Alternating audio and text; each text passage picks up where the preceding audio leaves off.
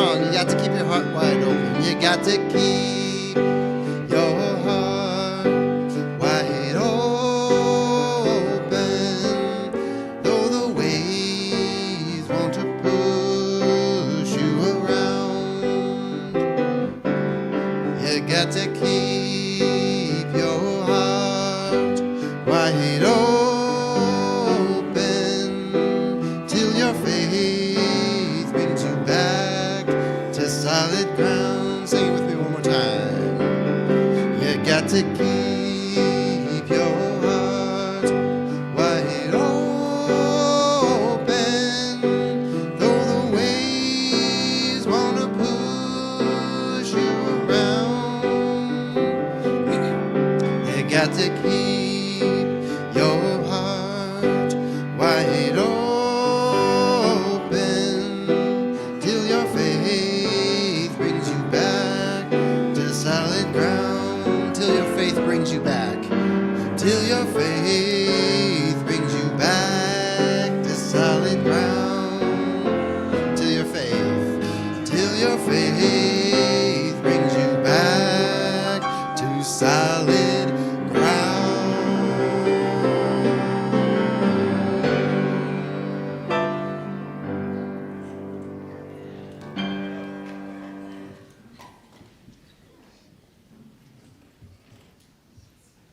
Good morning. Welcome to the Sunday morning worship service of New Page Unitarian Universalist Church. My name is Chris Cable, and I'm a member of the Board of Trustees.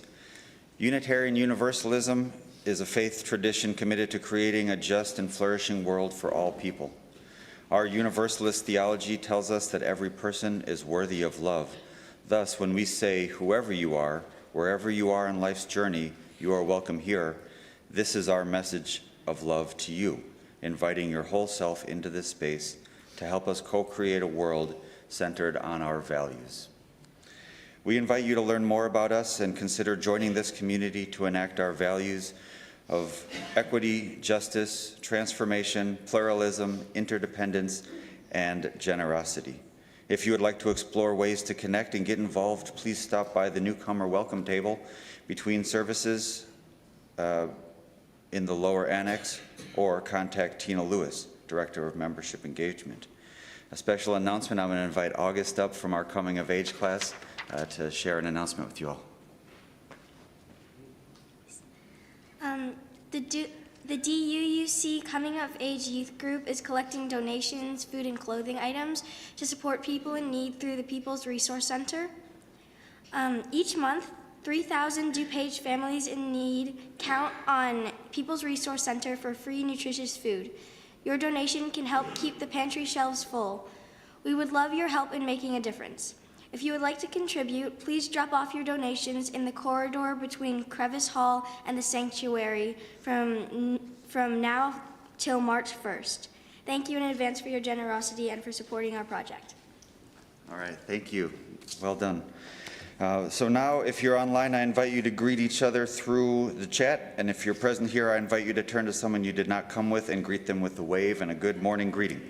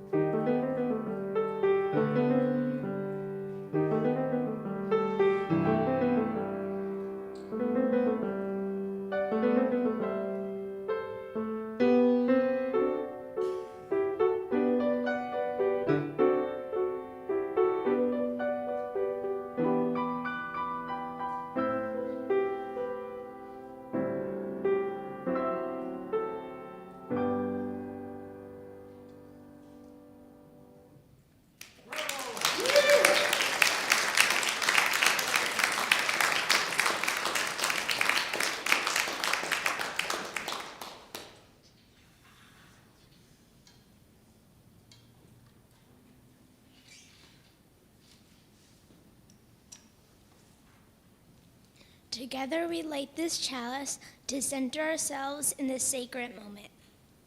We call upon the ancestors, those who tended the flame before us. We call upon our children, whose brilliant spark remind us to seek out courage and challenge. We call upon one another to remind us we are never alone on the journey. We call upon ourselves to hear the call of this flame and to nurture it with love.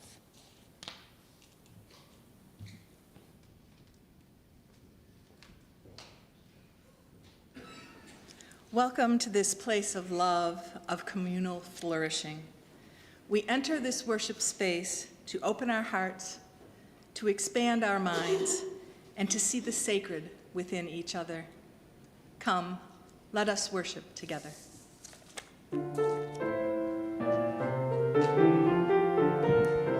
Please rise and bow to your spirit and turn to page 57 in your gray hymnal, All Beautiful, the March of Days.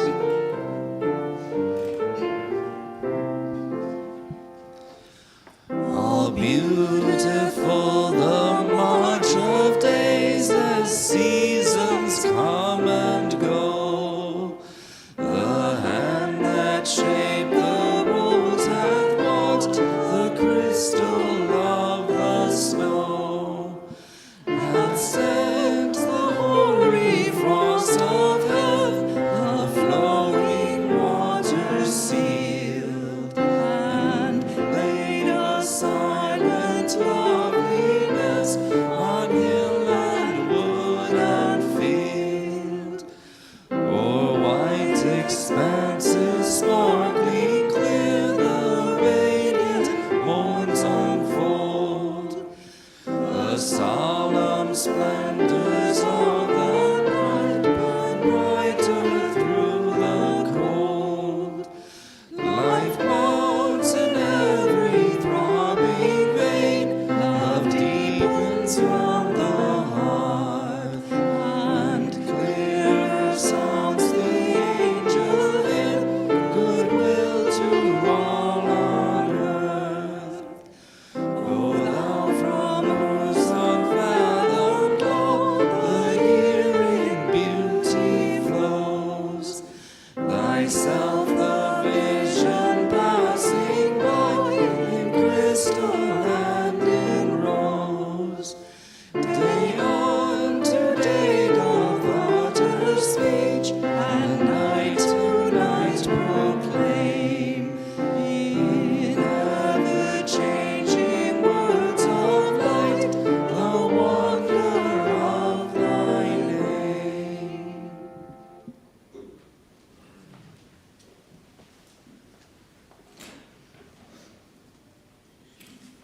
The mission statement of DuPage Unitarian Universalist Church reminds us of who we have agreed to be, who we are. Please join me in reading our mission statement. We gather as an inclusive community to grow in character, mind, and spirit, and to transform the world toward fairness, love, and compassion. The vision statement of DuPage Unitarian Universalist Church is our dream, who we wish to become. Please join me in reading our vision statement.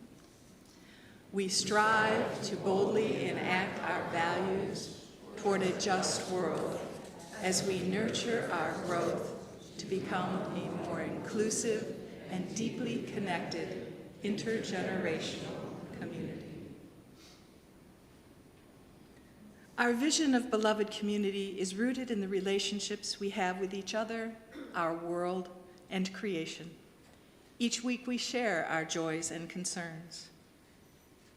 Today, Rachel Suddeth shares that she has lost her father last Sunday morning on January 18th. He went peacefully in his sleep. Rachel, we hold you in our hearts today. When the cares of the world weigh on us, may we find joy and solace in our connections with each other and in the pleasures that life holds. Let us care for one another and for ourselves in all the ways that we can. As we hold each other in our hearts and minds, with all of our joys and all of our sorrows, whether spoken or unspoken, let us join together in a moment of meditative prayer.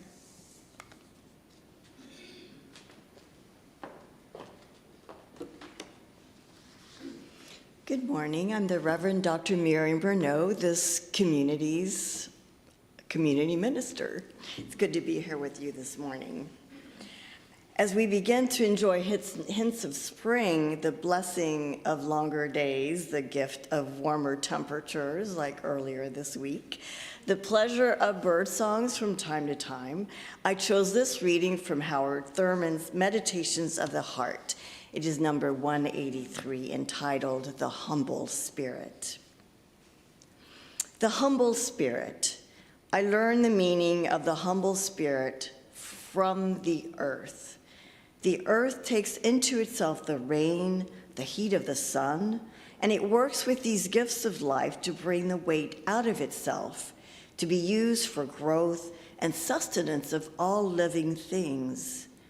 The earth is good because it takes what life gives. So please close your eyes, if you're willing, for a few moments and reflect on the humble spirit of the earth. Thurman calls it humble because it takes so much into itself, today the snow, and then offers back to sustain all living things.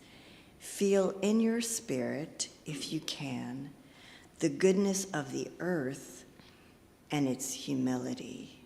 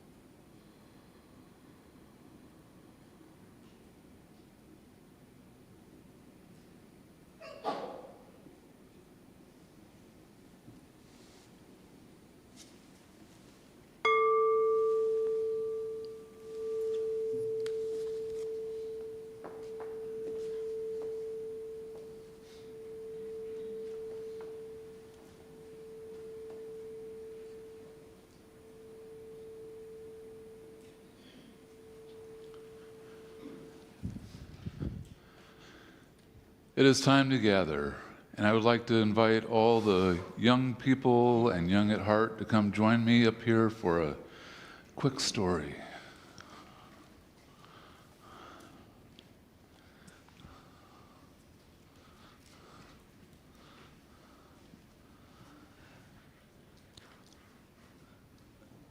So after our story, I'm going to invite all the kids to leave with me because we're going to go down and talk about protest and what it means and how to make protest signs so that during the education hour you can show all the adults how to make protest signs and some rules and ideas.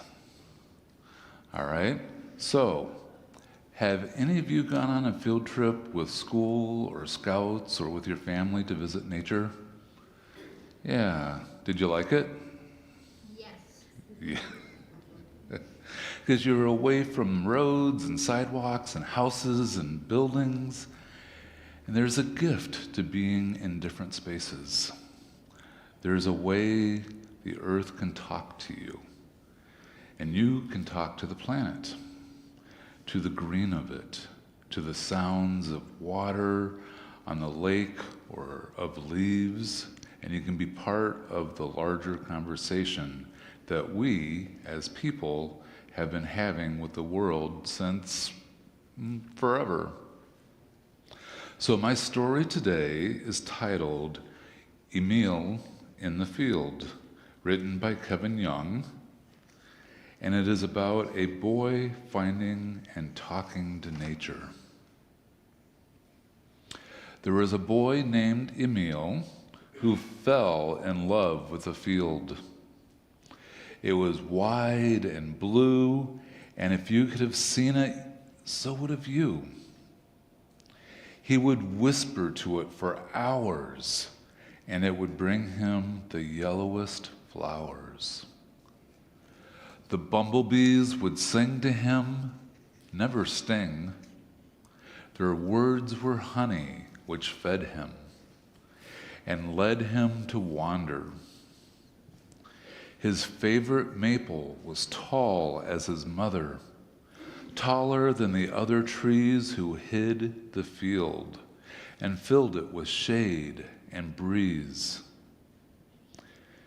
One day he began asking if the field knew what all it was missing.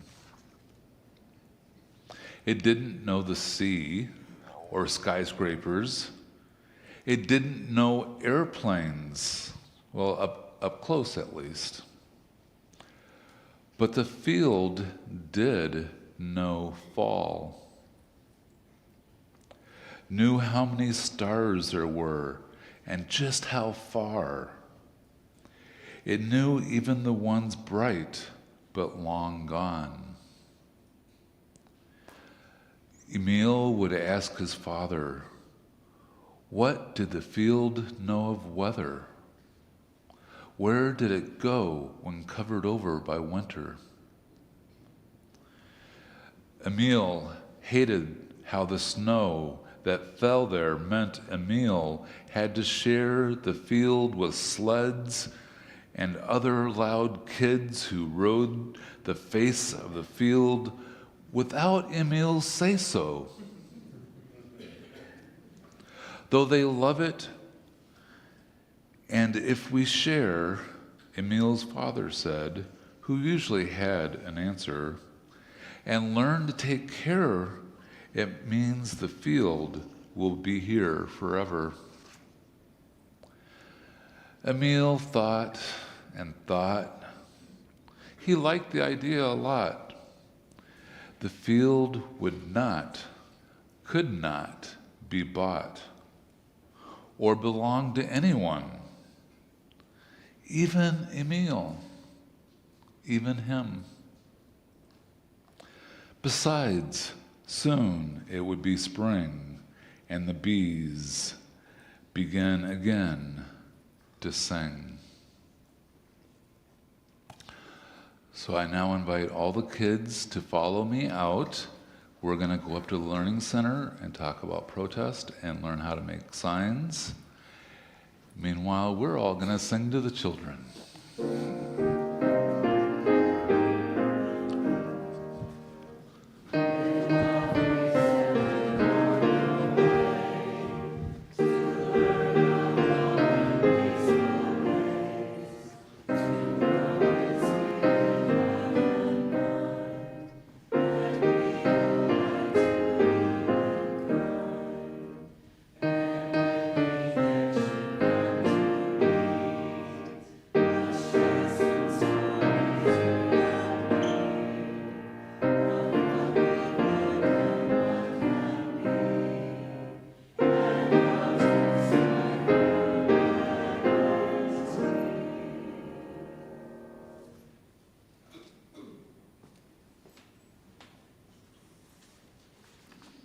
The giving of our treasure is how we reciprocate the many gifts we are given by this community and how we live our values in the world.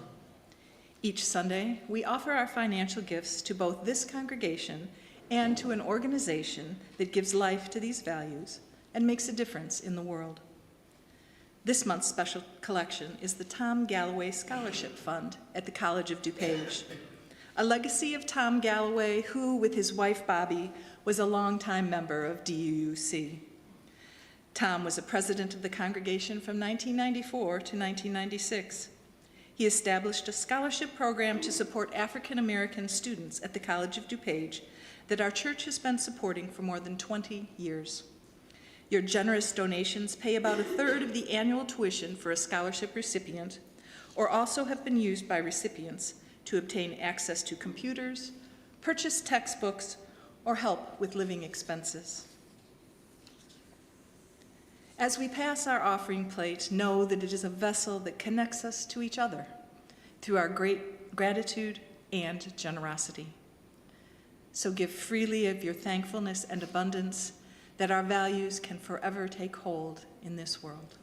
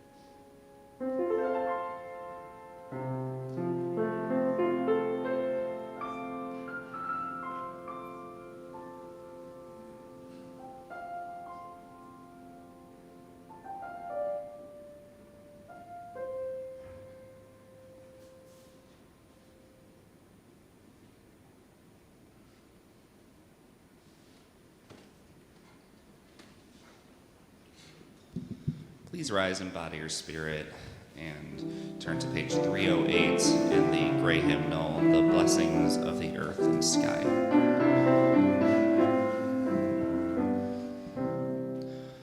The blessing of the earth and sky upon our friendly house to lie, the brightness of the Master's art has blessed with grace its every part. The warmth of many hands is strewn in human blessing on this stone.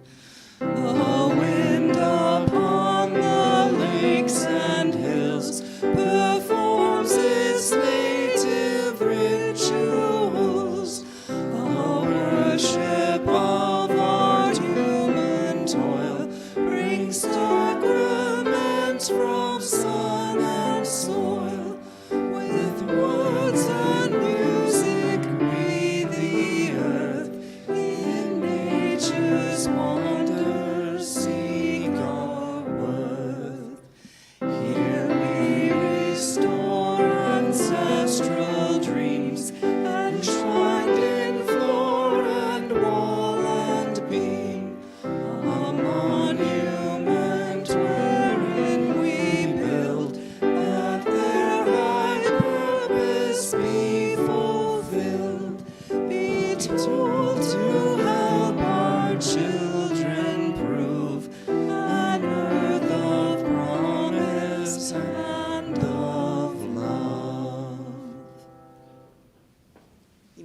seated.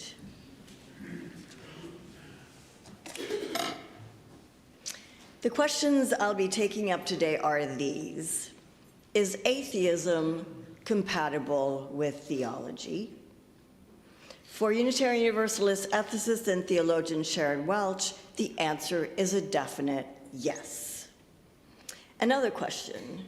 If a theology is atheistic, can it help Unitarian Universalists navigate the world? Welch again says yes, absolutely. What could an atheistic theology look like? And why would it matter? Welch, who describes herself as white, Euro-American, and middle class, develops her atheistic theology in conversation with African-American writers and theologians. Her theology emerges in part out of her intense commitment to racial justice. Her commitment to personal and social transformation is fully integrated into her atheistic theology. Welch, very briefly, was for many years a professor of religious studies and women's studies at the University of Missouri-Columbia, which I attended for a year. She then moved to Chicago, where she served as provost and professor of religion at the Unitarian Universalist Seminary, Meadville Lombard Theological School. She is now an affiliate faculty member there, still at Meadville Lombard. For her part, Welch does not call her theology atheistic.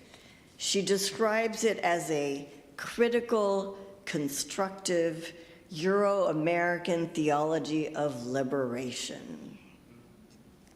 And by liberation, she means both the struggle to achieve justice individually by fostering relationships of mutuality across entire webs of relationships, and the struggle to achieve justice structurally by fostering a world free of racial discrimination, sexual violence, economic exploitation, and other forms of domination and oppression.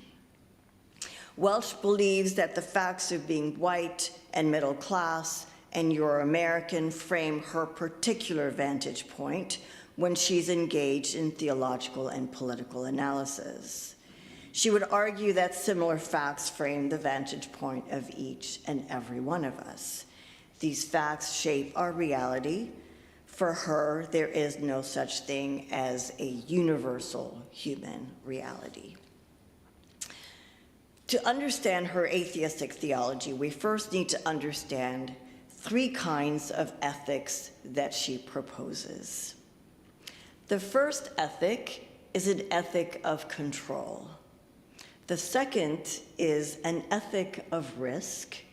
And the third is a communicative ethic. So let's start with Welch's ethic of control. The ethic of control is basically a critique of how the white Euro-American middle class engages in the work of social transformation, including that of racial justice. To this demographic, and that probably includes most of us here today, empirical data, hard evidence, established metrics, and measurable results are catnip. When we work to address social problems, we want to understand the facts, assess different possible approaches, study which ones have shown the most promise, and then keep tabs on whether the approach we've chosen is making a difference. We want results. We want quantifiable results. And if the results don't meet expectations, we may end up feeling frustrated and wonder if the situation is hopeless. If our efforts aren't having a clear effect, we might turn our attention elsewhere, or perhaps pull back from social work altogether. We want to control the outcome of our efforts. This is what Welch calls an ethic of control. Instead of an ethic of control, Welch recommends that the white Euro-American middle class adopt an ethic of risk. This ethic calls for engaging in the work of social transformation without high or even measurable expectations. After all, Welch reminds us, most of the issues we're likely to choose to address are not new. They may have plagued society for decades, if not centuries, and they will probably continue to be issues for decades, if not longer. The risk that the white Euro-American middle class must take is to invest efforts in addressing a problem even if it's unlikely to make a dent. In an ethic of risk, action begins, Welch writes, where much middle-class thought stops. The horizon of action is recognition that we cannot imagine how we will win. Acknowledgement of the immensity of the challenge is a given. It begins with the recognition that we cannot guarantee decisive changes in their near future or even in our lifetime. To sustain themselves in the work of resistance, regardless of the odds against transformation, members of the white Euro-American middle class, according to Welch, must redefine what counts as responsible action, ground the work in change in supportive and loving communities like our families and our churches, and take strategic risks. Responsible action means being aware of the desired results, but letting go of the illusion that they can be controlled. Instead, we're to work within a matrix of relationships so that together we can chip away at social problems, support and love each other along the way, and important as well, counter anger and despair by fostering joy. For Welch, an ethic of risk has moral force. It has the weight of a must. This moral force is crucial for any kind of success when working together, Welch says. As many of us know only too well, the people within any matrix of relationships disagree about what counts as responsible action. They bicker, they jockey for leadership, they don't carry their weight, they shut out people when they feel offended. Yes, Welch would agree, the work of transformation is often tedious, boring, and frustrating. Meeting after meeting, there is little to show for the time spent. And yet, an ethic of risk demands a lasting commitment. Welch, for her part, finds inspiration in the writings of African American women who describe their oppression but refuse to be defeated. They don't have the option to quit. And those who do have the option, Welch says, the white Euro-American middle class, cannot, should not. And lastly, a third ethic, a communicative ethic. This ethic emerges from dialogue and from working with people who belong to communities other than one's own primary community. Again, Welch recognizes that this may not be easy. One of the things I recall most vividly from my own conversation with Sharon is this story that I hope she won't mind me sharing. She told me how she was chatting one day with an African American colleague. She told him that she was afraid that she might, without intending to, say something to him that he would find hurtful and offensive. Her colleague didn't reassure her that, no, this would not be the case. He told her the hard truth. Of course you will, he said. Of course you will say something hurtful or offensive, but you will also learn from that experience. The upshot of the story is that fear of saying something hurtful or offensive gives no one a pass from engaging in authentic dialogue or from working on social issues with communities other than one's own. Welch acknowledges additional challenges to communicative ethic. Some people shut down and can't process what's being said when it's being said in an angry tone. Or they get uncomfortable and stop listening when deep pain or rage is being shared. Some people also cling to the idea that they can abandon the work at any time and go back to life as usual. But this attitude, Welch points out, undermines the trust necessary for genuine conversation. One of the most salient lessons that white Euro-American middle-class activists must learn, Welch writes, is discovering how to learn from pain without trying either to conquer it or become immune to it. To want to feel good all the time, she says, is to suffer from amnesia, to forget the great wrongs of history, and to forget the wisdom gained from the work of those who came before. Welch writes that the white Euro-American middle class needs to recognize collectively and individually that while there is a way through trials and tribulations, there is no way out. Welch finds the literature of African American women, as I've said, as an invaluable resource as she seeks to learn from their histories and stories. These writers, by the way, include Toni Cade Bambara, Toni Morrison, Katie Cannon, Bell Hooks, Audre Lorde, Paul Marshall, Mildred Taylor, Emily Towns, and Alice Walker. Her engagement, of course, is also direct.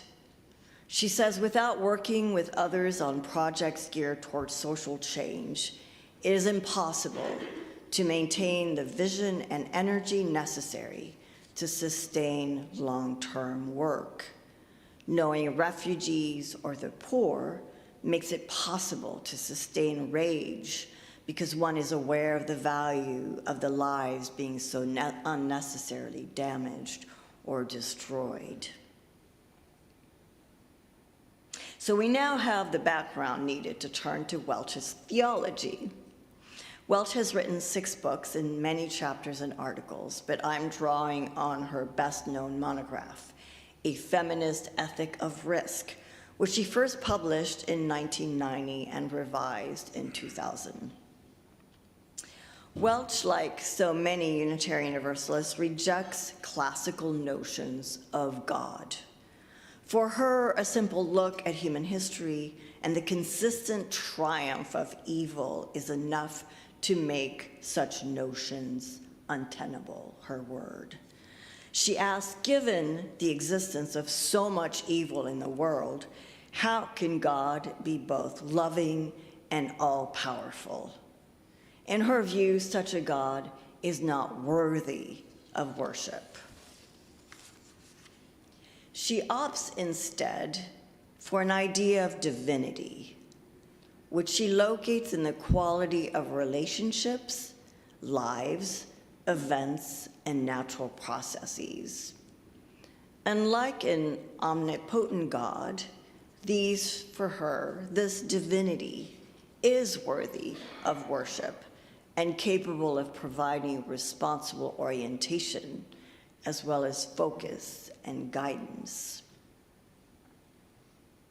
Her liberation theology eliminates a transcendent God in favor of divinity found in the kinds of relationships, lives, events, and natural processes of day-to-day existence. These may be shaped, of course, by an ethic of control, which distorts them, by an ethic of risk, which enhances them, and by communicative ethic, where true grace is to be found.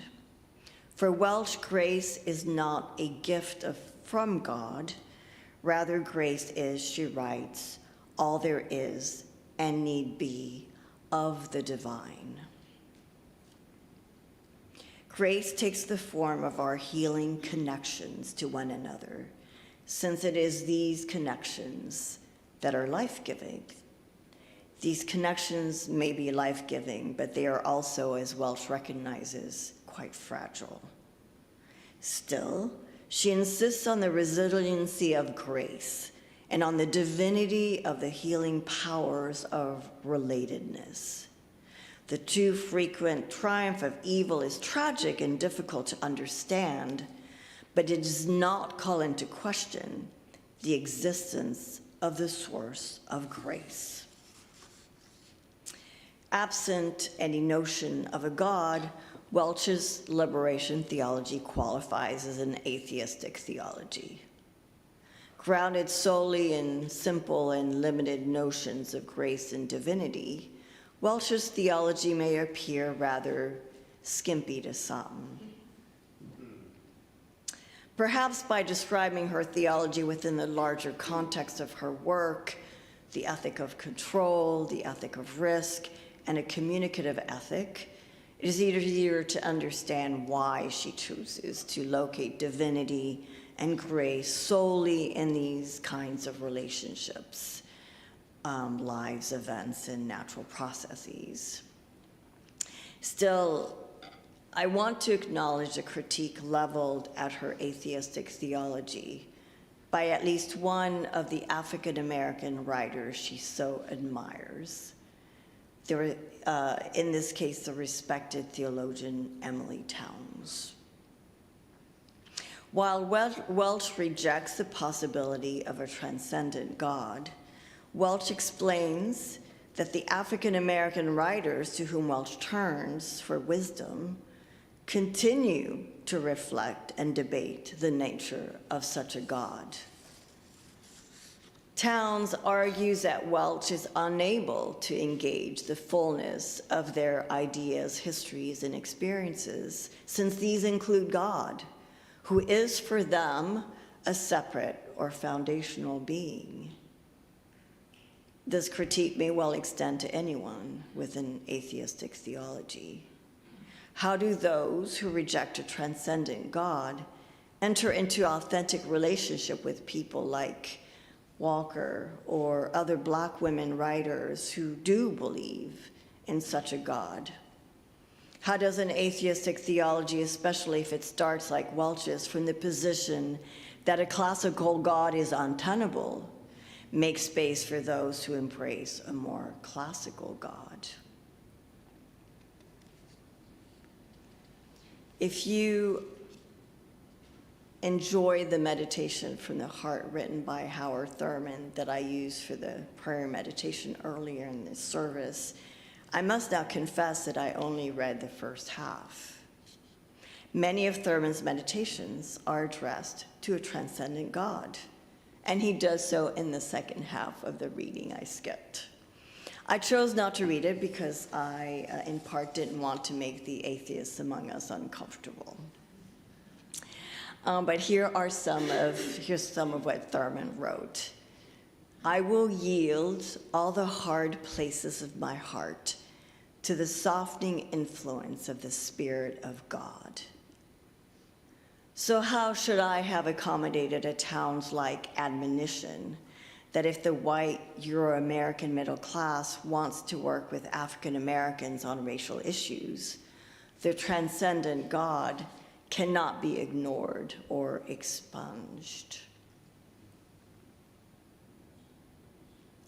In the spirit of Welch's work, I was inspired to practice a communicative ethic by reading a book written by Carolyn Finney entitled Black Faces, White Spaces, and Reimagining the Relationship of African Americans to the Great Outdoors. I was frankly surprised by what I learned. Finney argues that the dominant environmental narrative in the United States grounded in the notion that uninhabited wilderness areas represent American identity and need to be preserved, does not adequately address collective African American experiences in relation to natural landscapes. And as if to confirm Welch's warnings about the risks of an ethic of control, Finney goes on to say, I suggest that for African Americans, creating a deep-seated sense of feeling and responsibility regarding the environment may not come primarily from telling them that they need to save the trees for their children's future. This isn't meant to imply that they don't care about their children's future. So if telling African Americans that they need to save trees for their children's future is not particularly effective, what is? Finney explains, specifically for African Americans, memory, both collective and individual, provides a way to name and recreate a place, which gives or reaffirms the power to recreate ourselves in the places we live in. This allows us to construct environmental spaces in our own image. She gives an example of an approach that does work to create for African Americans a deep sense of responsibility regarding the environment. On a plantation in Louisiana's Cane River Creole National Historical Park, she writes, visitors learned from park rangers how African American slaves tilled the land, built the shops, and created the landscape that is preserved. Visitors also learned how, after the Civil War, freed slaves and their descendants remained as tenant farmers and sharecroppers. They continued to shape the land and its Creole culture. By evoking the deep history and memories of slaves and sharecroppers creating their landscape and continuing to shape the land, the park's rangers, Finney says, remind and reaffirm that African Americans have the power to shape themselves and the environment in which they live. Perhaps as I shared Finney's perspective on how African Americans understand environmental spaces and Finney's recommendations for best approaches to working on environmental issues, you experienced an aha moment. Welch, and perhaps you, may well have found in that moment divinity and grace. May it be so.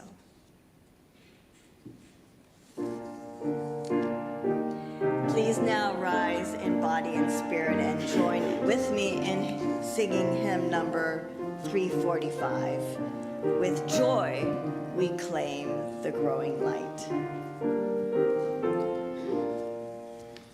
With joy we claim the growing light, advancing thought and widening view, the larger freedom, clear sight, which from the old unfold the new. With wider view come loftier goal, with fuller light more good to see, with freedom truer self-control, with knowledge deeper reverence be.